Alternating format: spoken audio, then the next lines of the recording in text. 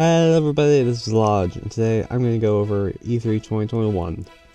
And if you want, I had a predictions video a couple weeks ago, and we can see what I got right. I'll kind of talk about it. You can click on it if you want.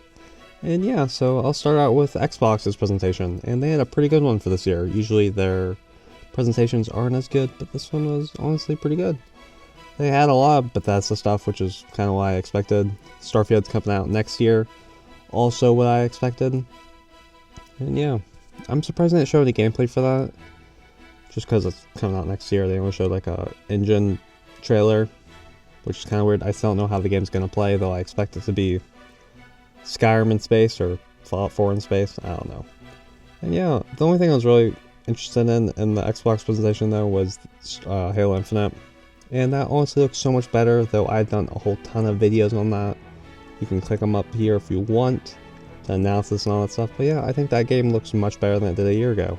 And yeah, and then Square Enix, they had an okay presentation. I'll be honest, I didn't watch it because it was apparently very boring and a lot of adventurous stuff, which I'm surprised they're still doing because, you know, that game didn't do great. But yeah, I mean, their Final Fantasy stuff, I wasn't expecting too much. Honestly, I was kind of expecting to see some sort of trailer for 16, but we didn't see that. They're doing like a collection, or maybe just re-releases of the original 6, but they're like kind of updating it. But it's kind of weird that they're not going the full, like a HD 2D thing, but you know, that takes a lot of work. And they have like a Final Fantasy Stranger Paradise game that I can't even do the demo for because even though it's coming out to all these different platforms, they're only doing it for PlayStation 5. So yeah, but it looks okay. Honestly, I think we need to see more, and it's like a year out. So, you know, we can see that graphics looks better. And yeah, I guess we'll skip to Nintendo since that's the only other thing I really cared about for this E3. And Nintendo honestly had a great presentation, in my opinion. They had a lot of different sorts of games, like they had WarioWare, Mario Party. That Mario Party game also looks really good to me because it's like Mario Top 100. But they also have all the boards. Not all the boards, but they have 5 boards. Hopefully they do DLC, because 5 boards is kind of low.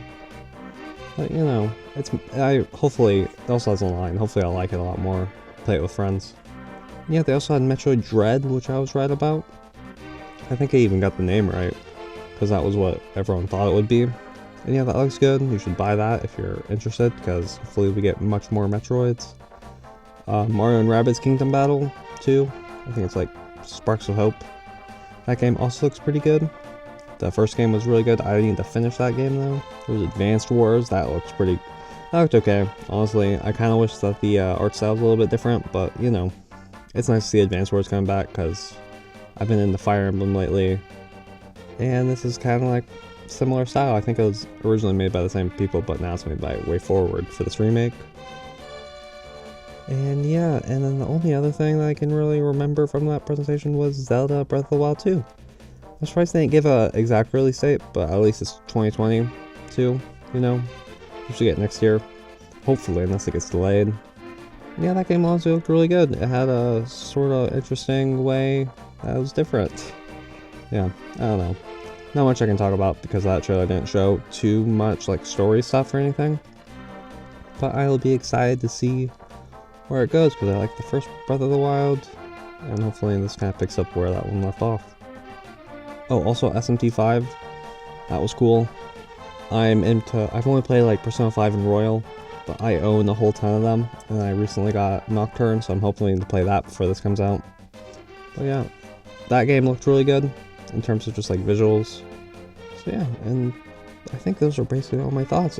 Once again, if you want to see some of my Infinite stuff, because I deep dived into that, you can check that out. And yeah, hopefully you liked the video. Let me know what you thought was cool at E3.